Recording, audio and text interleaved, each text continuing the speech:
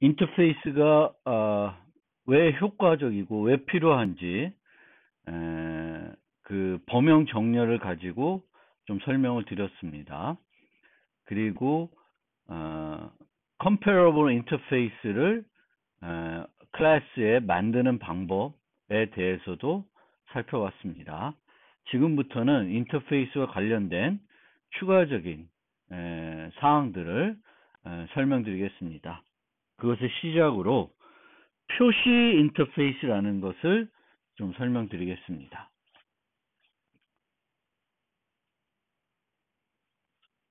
표시 인터페이스.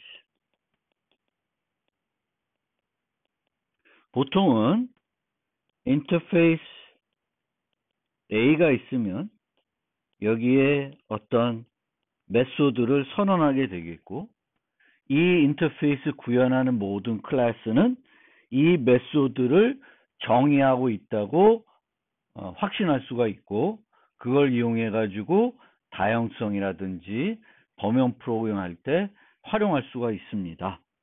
그런데 만약 인터페이스가 있는데 여기에 메소드를 아무것도 선언하지 않고 비인 상태로 만들어 놓았습니다. 그러면 이런 것의 용도가 있을까요? 이런 인터페이스를 우리가 표시 인터페이스라고 합니다. 그럼 이것의 용도를 한번 생각해 봅시다. 만약에 어떤 클래스 C가 있는데 implements B를 했어요. 그러면 이 C는 해야 할 일이 있나요? 예를 들면 class D implements A 하면 A는 요 메소드가 선언이 되어 있기 때문에 D는 void foo 메소드를 정의해야 됩니다. 만약 얘를 정의하지 않으면 이 D는 추상 클래스가 돼요. 그런데 C는 이 인터페이스를 구현하는데 여기에 메소드가 하나도 선언되어 있지 않기 때문에 해야 할 일은 하나도 없습니다. 그냥 이렇게 쓰기만 하면 끝이에요. 그러면 우리가 implement B라는 것이 있을 때 할 수 있는 일은 뭘까요? 여기에 메소드가 하나도 추가가 안 돼 있어요. 그리고 B라는 리모컨을 보면 여기에는 버튼이 하나도 없습니다. 그러면 B라는 리모컨으로 C 객체를 가리키면 그걸로 뭔가 실행할 수 있는 메소드도 없습니다. 하지만 뭐가 가능하냐면 instance of B 임을 검사할 수 있습니다. 어떤 객체가 있는데 이 객체가 B를 구현하고 있는지를 검사할 수 있습니다. 이 목적으로 우리는 마커 인터페이스를 사용할 수 있습니다.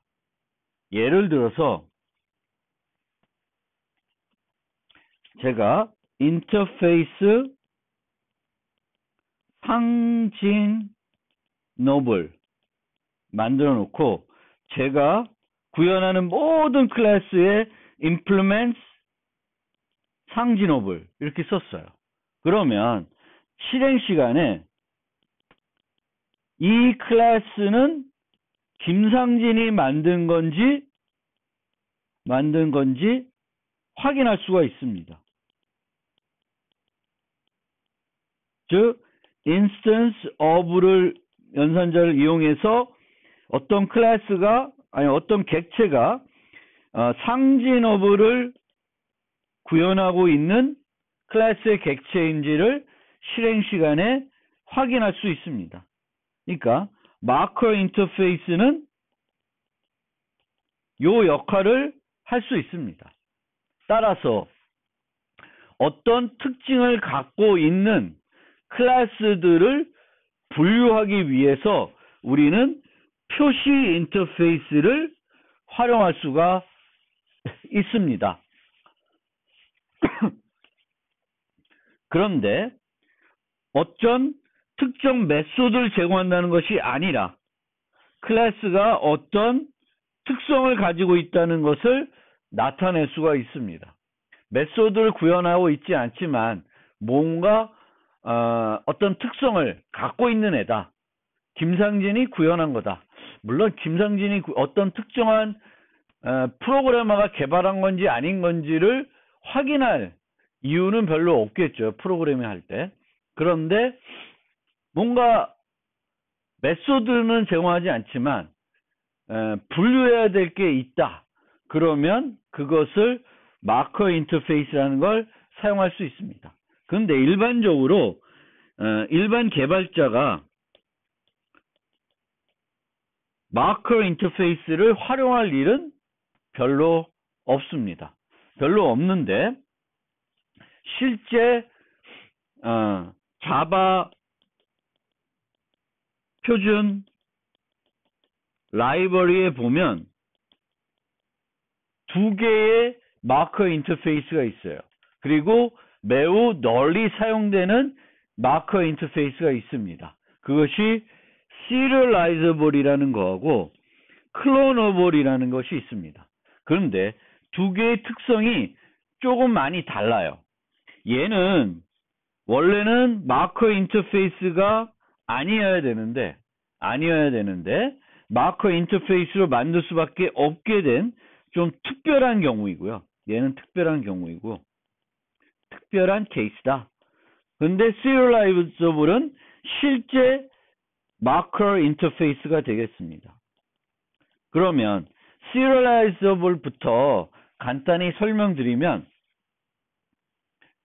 객체를 자바에서 제공하는 객체 저장 방식으로 파일 시스템에 저장해도 되는지 여부를 판단해서 구현 여부를 결정하게 되겠습니다.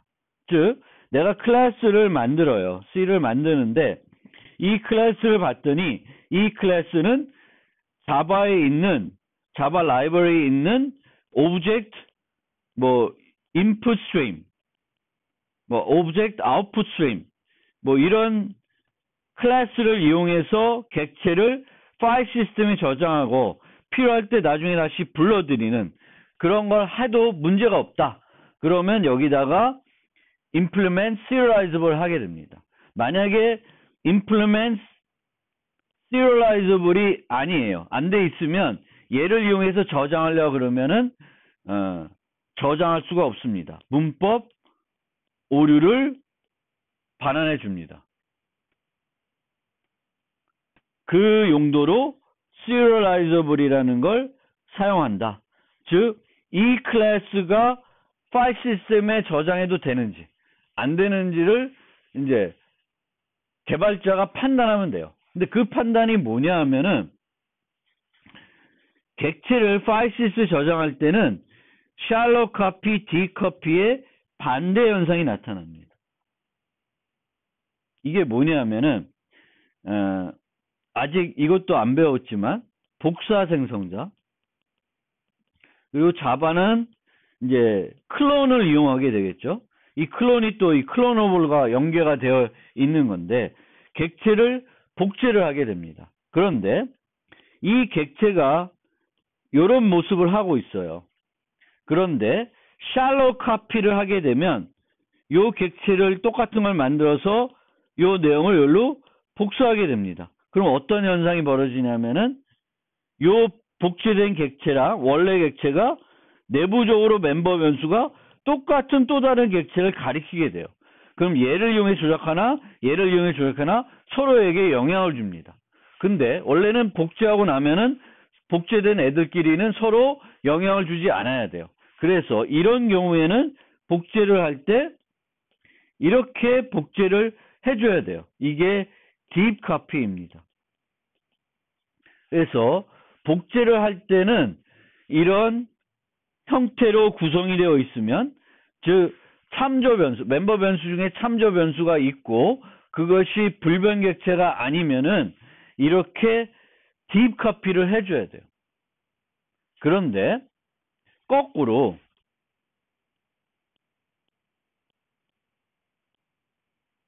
이렇게 유지가 되고 있는 경우가 있습니다. 필요에 의해서.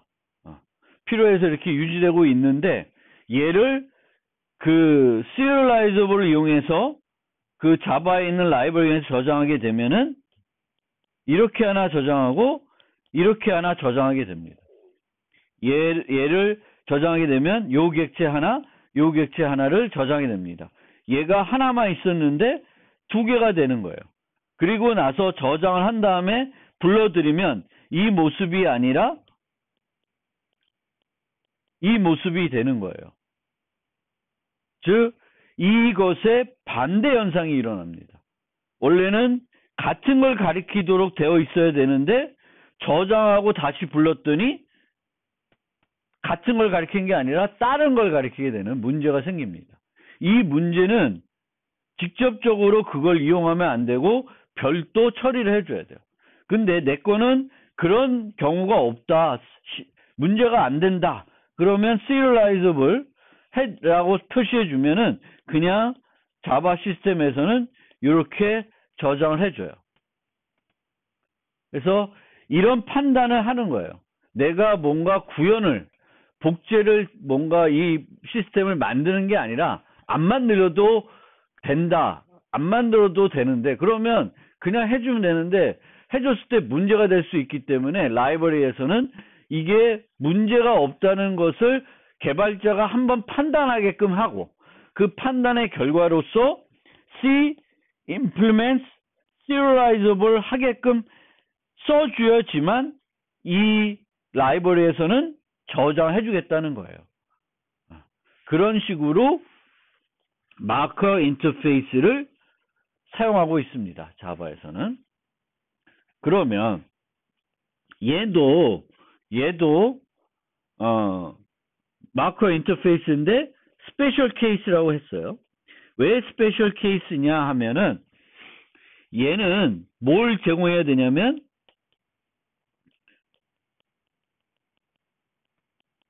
요 클론이라는 메소드를 제공을 해줘야 되는 애예요. 그런데 이 클론 메소드는 이미 오브젝트 클래스에 정의가 되어 있습니다. 따라서 여기다가 클론업을 구현 인터페이스를 정의하면서 얘를 쓸 필요가 없습니다. 왜냐하면 모든 인터페이스는 기본적으로 어떤 인터페이스가 있으면 이 인터페이스는 기본적으로 그 오브젝트에 있는 모든 메소드를 가지고 있는 상태가 돼요. 이게 좀 또 특이한 건데 자바에서 어떤 인터페이스를 정의하면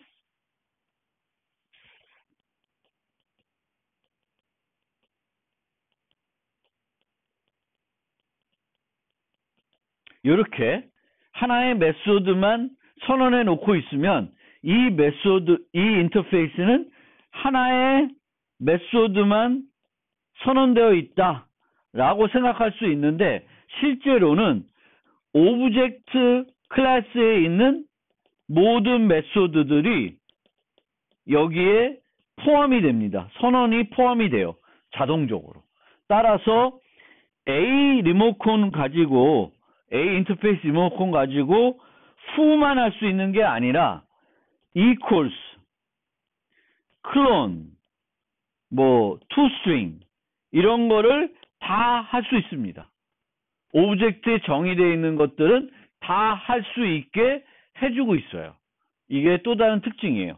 그렇기 때문에 클론은 인터페이스에 여기다가 클론을 넣지 않아도 오브젝트 클래스에 정의되어 있는 것이기 때문에 기본적으로 가지고 있습니다.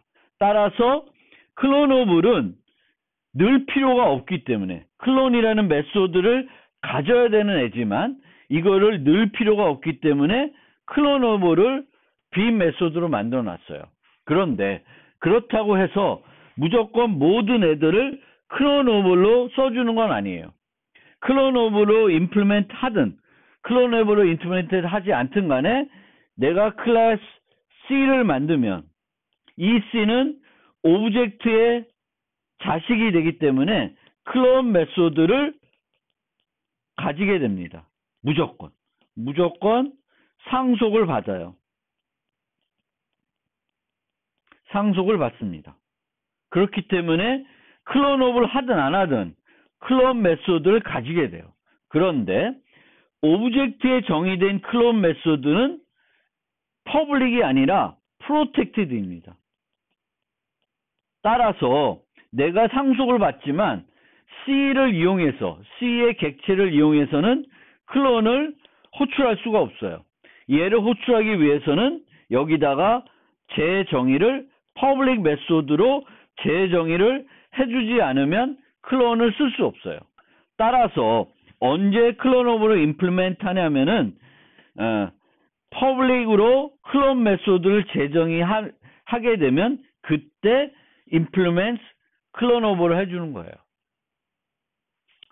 자, 그러면 이 클로너블은 12장 가서 다시 설명드립니다.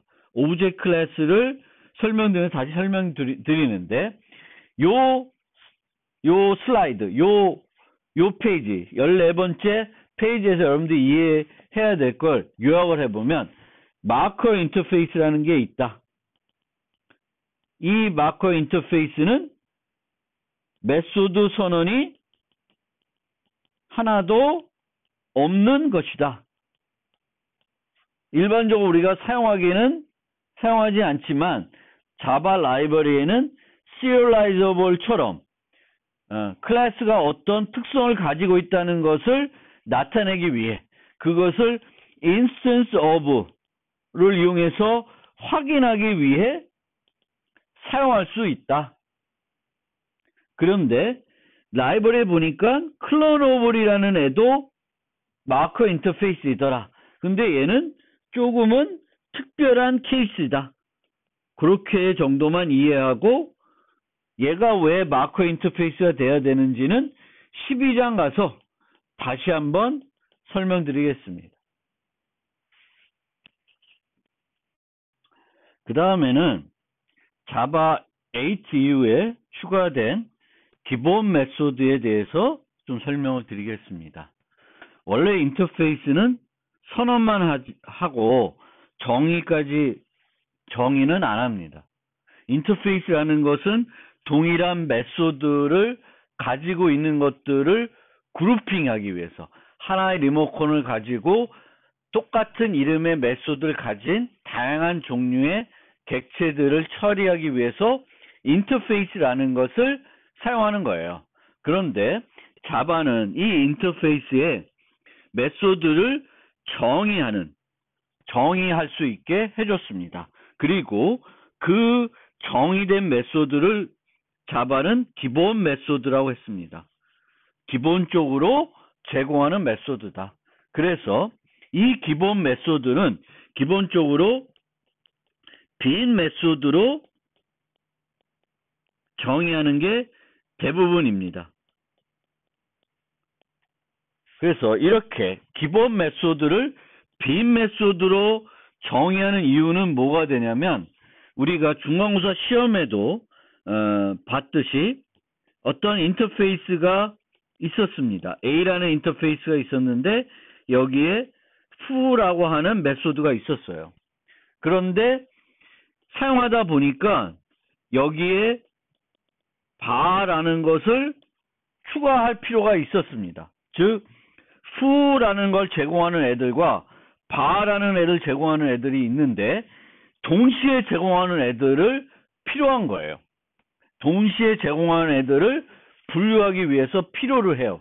그러면 실제 기본 메소드란 건 만들지 않고 어떻게 할 수 있냐면은 인터페이스 B extends A 해가지고 여기에 bar를 추가를 하면 이제는 A만 제공하는 애도 있고 B를 bar만 제공하는 애는 없지만 foo와 bar를 동시에 제공하는 애들은 B라고 하는 타입으로 묶어줄 수가 있습니다.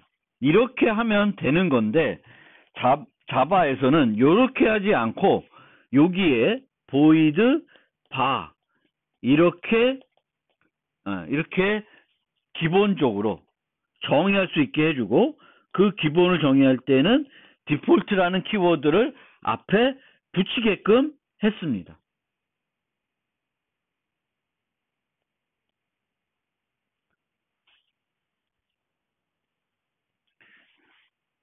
그러면 이렇게 하는 것과 뒤에 나올 텐데 A가 있을 때 void true가 있었는데 여기에 void bar을 추가를 하면 어떤 문제가 생기냐 하면은 원래 얘가 없었을 때 이것을 100개의 클래스가 구현하고 있었어요. 근데 잘 쓰고 있던 이 인터페이스에 얘를 추가를 하게 되면 이 100개의 클래스를 컴파일하면 모두 문법 오류가 발생을 합니다. 왜냐하면 여기에 선언되어 있는데 이 100개는 다 구현을 안 하고 있어요. 그럼 문법 오류가 돼요. 얘네들은 추상 클래스가 되기 때문에 다 문법 오류가 발생하게 됩니다. 따라서 이 문법 오류를 안 나게끔 하기 위해서는 이제 자바 그 디폴트 메소드가 추가되면 여기에다가 디폴트 void bar 이렇게 해서 기본 빈 메소드로 정의를 해 놓으면 이 100개의 클래스는 문법 오류가 발생하지 않게 됩니다. 그래서 이런 목적 때문에 이제 도입된 것이 디폴트 메소드입니다. 기본 메소드입니다. 즉, 잘 사용하고 있던 인터페이스를 확장해야 될 때, 여기서 확장이라는 건 메소드를 추가해야 될 때 조금 편리하게 기존 클래스들에게 영향을 주지 않고 추가할 수 있도록 해주는 것이 디폴트 메소드이다. 그래서 이 부분은 4장에서도 설명드린 건데 다시 한번 설명드렸습니다. 그런데 이 기본 메소드를 정의할 수 있다고 하더라도 여전히 인터페이스와 클래스는 서로 완전히 다른 것입니다. 왜냐하면 인터페이스에는 상태를 추가할 수가 없습니다. 그렇기 때문에 클래스와 다르게 됩니다. 따라서 인터페이스에 상태까지 추가할 수 있게 되면 이제는 인터페이스라는 게 필요 없게 되는 거예요. 여전히 기본 메소드라는 걸 정의할 수 있지만 인터페이스는 상태를 가질 수 없기 때문에 클래스하고는 완전히 구분이 되는 그런 요소가 되는 것입니다.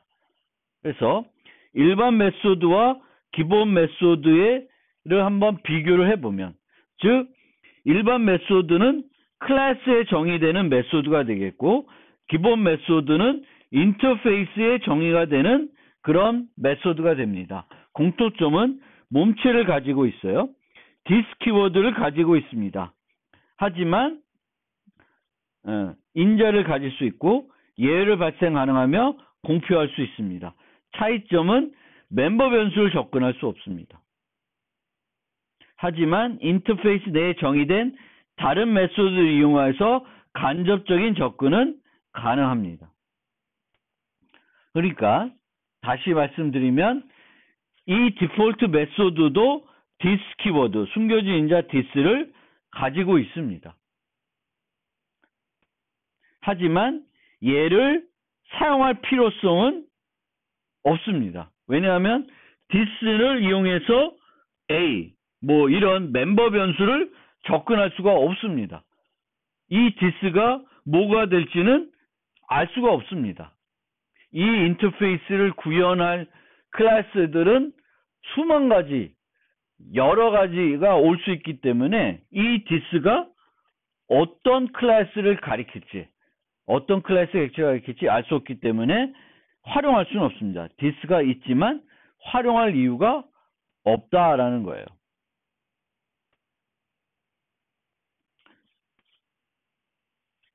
그래서 예를 들면 이런 식으로 우리가 인터페이스를 만들면서 디폴트 메소드를 추가할 수 있는데 여기에 보면 디폴트로 return 홍길동 했어요. 이것도 별로 바람직한 형태는 아닙니다. 그리고 요 두 개에 보면 빈 메소드 대신에 예외를 발생하고 있습니다. 이것도 뭐 예외를 발생해도 되는 거죠. 그래서 얘네들을 제공하지 않는 애들인데 얘네들을 호출하면 예외가 발생하니까 뭔가 문제가 있다라는 걸 알게 되겠고, 그거는 이제 프로그래밍을 잘못한 거죠. 그렇기 때문에 이제 프로그램을 수정하면 되는 거죠. 그래서 예외를 발생시키게 할 수 있는데 더 많이 쓰는 방법은 예외를 발생하는 게 아니라 빈 메소드로 정의할 수 있어요. 이렇게 예외 발생하는 것은 이제 개발 과정에서 오류를 찾을 때에는 상당히 도움이 될 수 있는데 실제 배포 버전에서는 이런 걸 넣을 이유가 없겠죠. 발생하지 않으니까. 그래서 디폴트 인터페이스는 디폴트 메소드는 이렇게 이런 식으로 대표적으로 이렇게 그 예외를 발생하거나 빈 메소드로 정의하는 것이 일반적입니다. 요 디폴트 키워드. 요런 애도 좀 드문해요. 그런데 이런 인터페이스가 있을 때 얘를 구현하는 클래스 C가 있다. implements named. 이렇게 되면 이 C는 뭐는 해야 돼요? set name은 반드시 제공해야 되는데 이 세 개는 제공을 안 해도 됩니다. 그런데 얘는 보면은 제공을 했으면 하는 애는 같이 보여요. 그래서 이렇게 만드는 것보다 get name도 그냥 해주면 되겠죠. 그냥 디폴트로 안 만드는 게 좀 바람직한 형태 같습니다. 이런 형태로 만들 수 있어도 이름이 get name 하면은 기본적으로는 홍길동을 반환하게끔 하는 걸 할 수 있는데 그것보다는 차라리 여기에 이름이 만약 제대로 세팅이 안 돼 있으면 홍길동을 가지게끔 해서 만들어 주는 것도 방법이 되겠습니다. 이렇게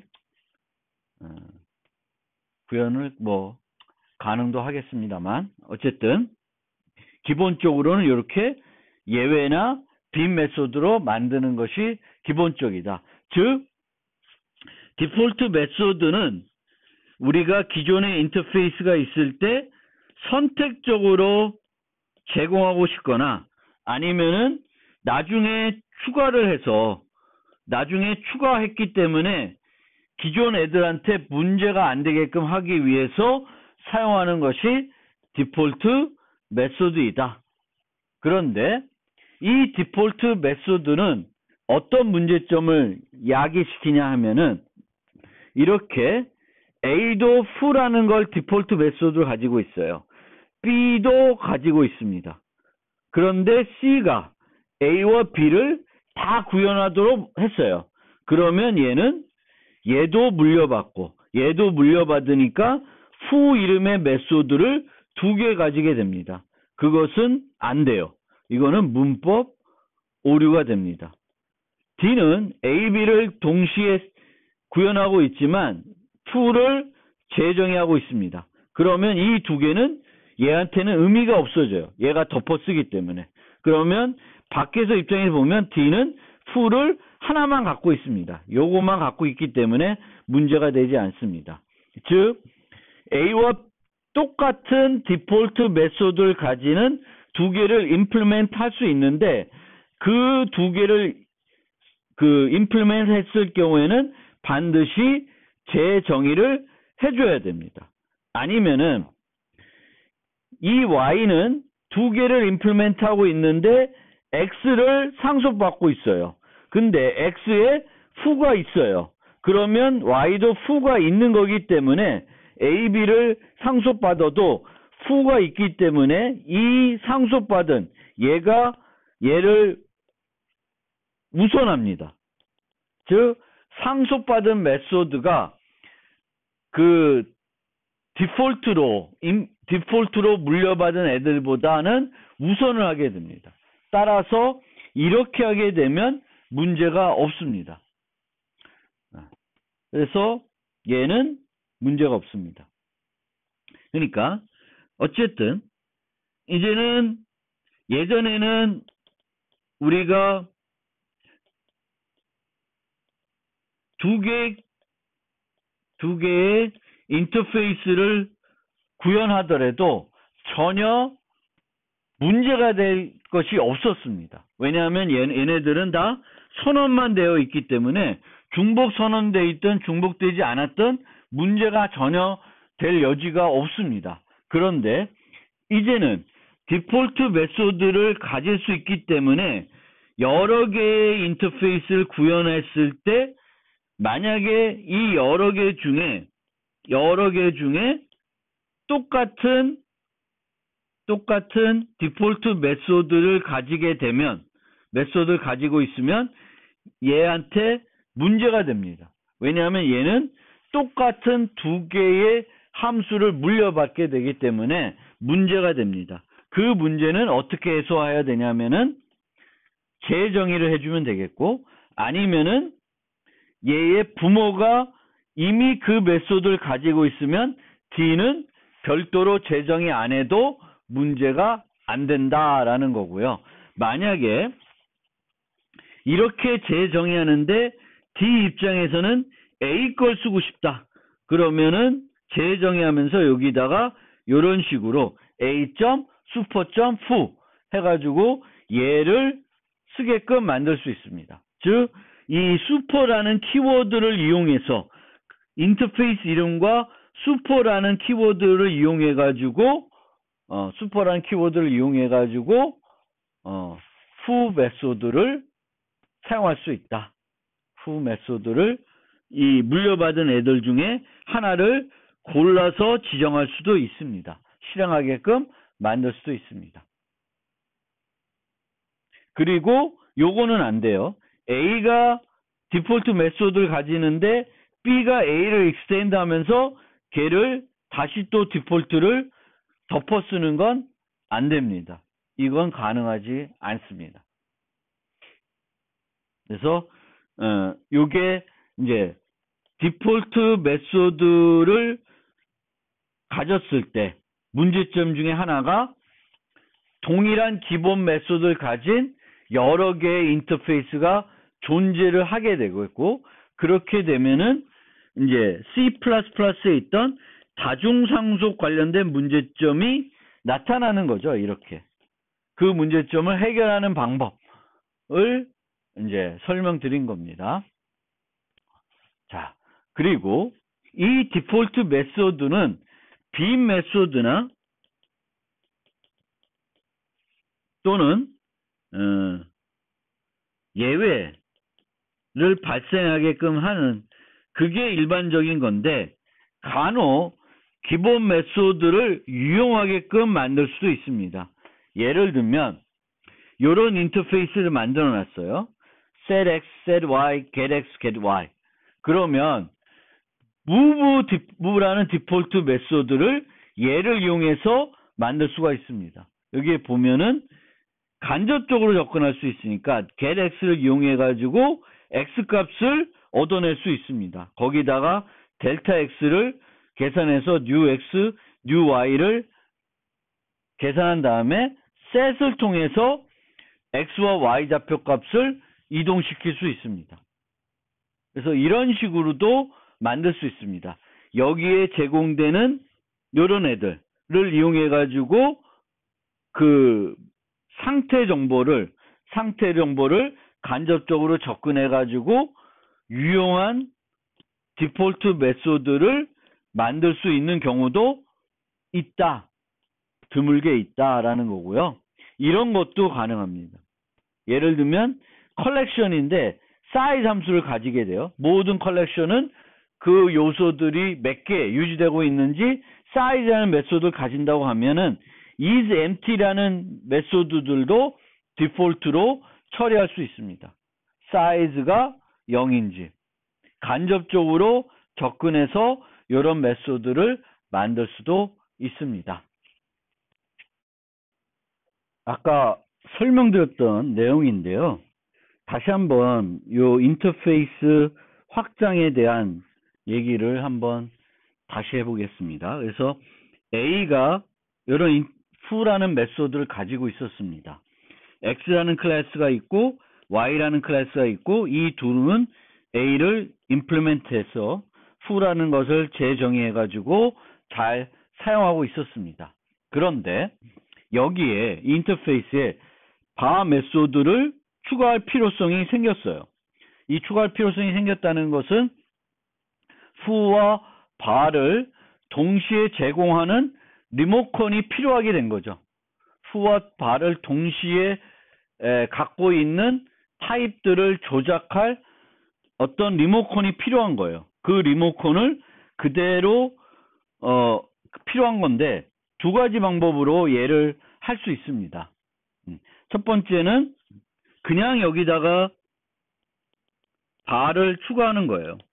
근데 이렇게 bar을 선언을 하게 되면 얘도 컴파일 오류가 나고 얘도 컴파일 오류가 나게 됩니다.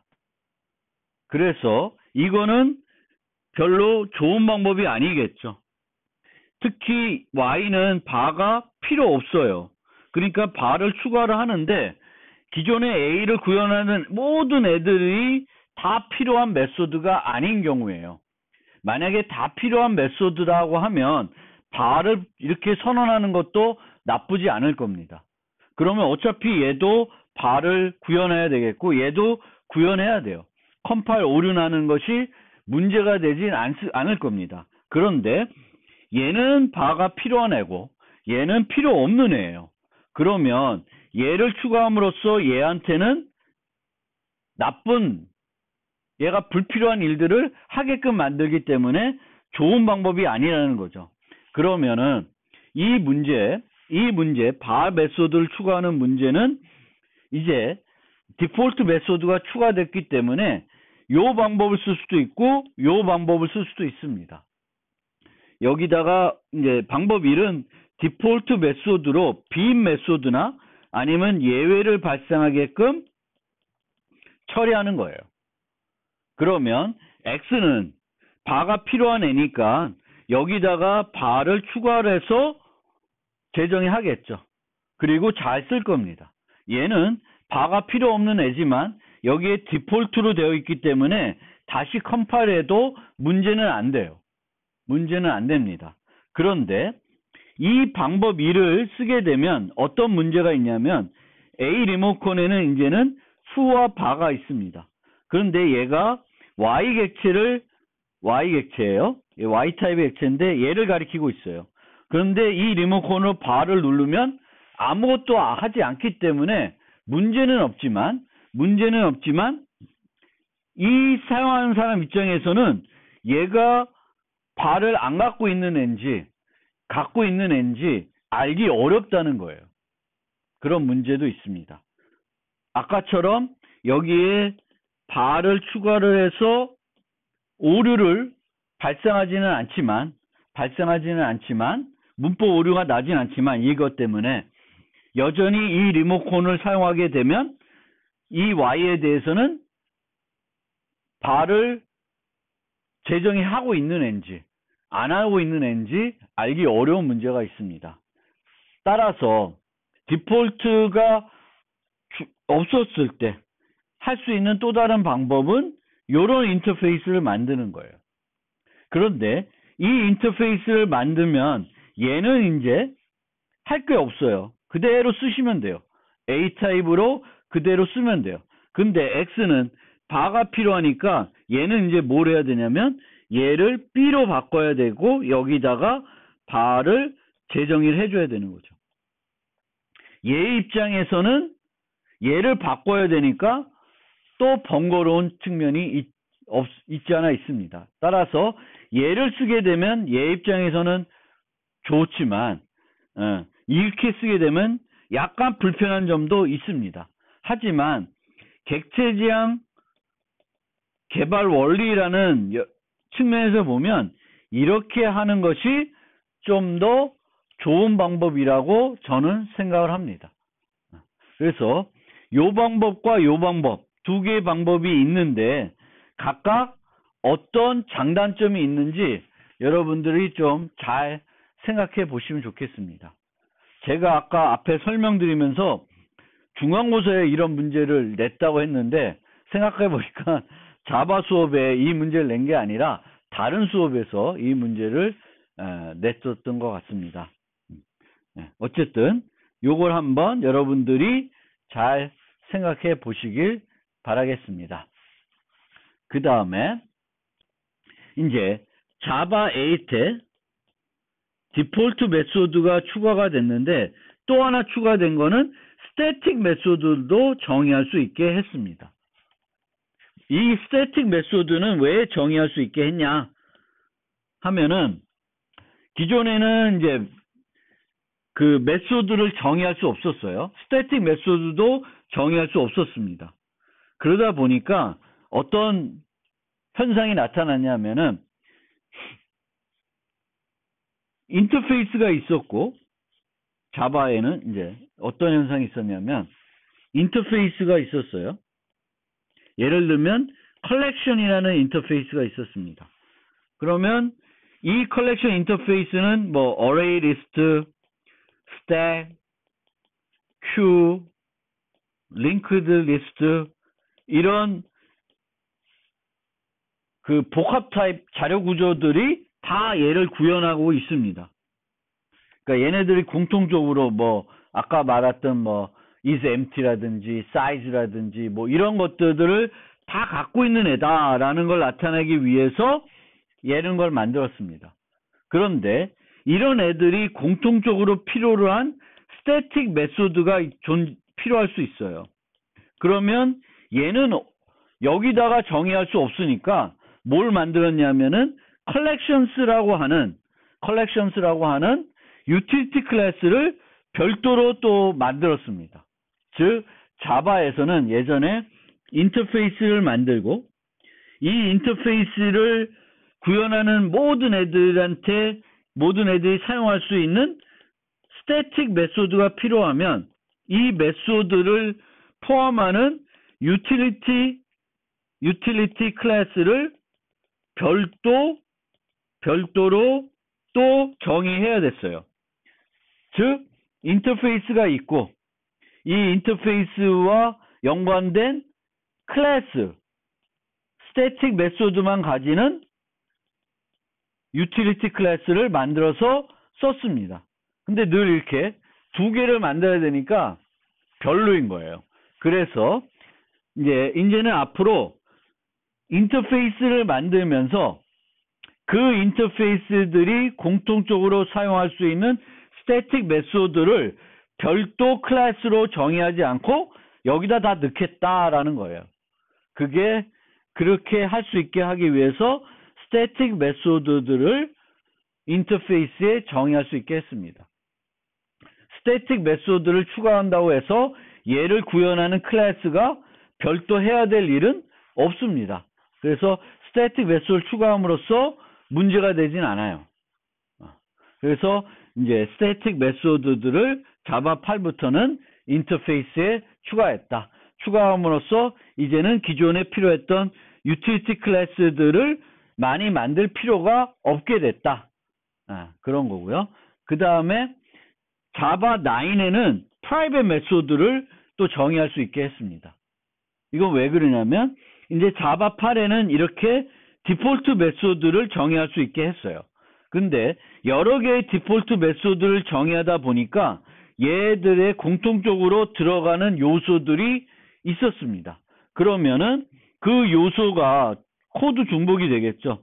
코드 중복이 되면 그 중복을 없애기 위해 이런 식으로 만들 수가 있게 되는데 그렇게 되면 이 햄이 이 인터페이스에 메소드로 빠져나오게 되는 거죠. 하지만 이 햄은 실제 밖에서 호출해야 되는 메소드가 아닙니다.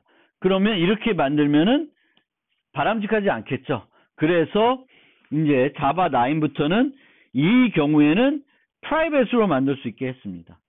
인터페이스의 프라이빗 메소드면 어차피 상속이라는 생각을 하면은 물려받지가 않아요. 이거를 구현하는 클래스 입장에서는 프라이빗 메소드는 얘하고는 아무런 상관이 없는 메소드가 됩니다. 따라서 프라이빗 메소드가 추가되거나 스태틱 메소드가 추가되거나 아무런 영향을 주지 않습니다. 이 인터페이스를 구현하는 클래스 입장에서는 아무런 영향을 주지 않습니다.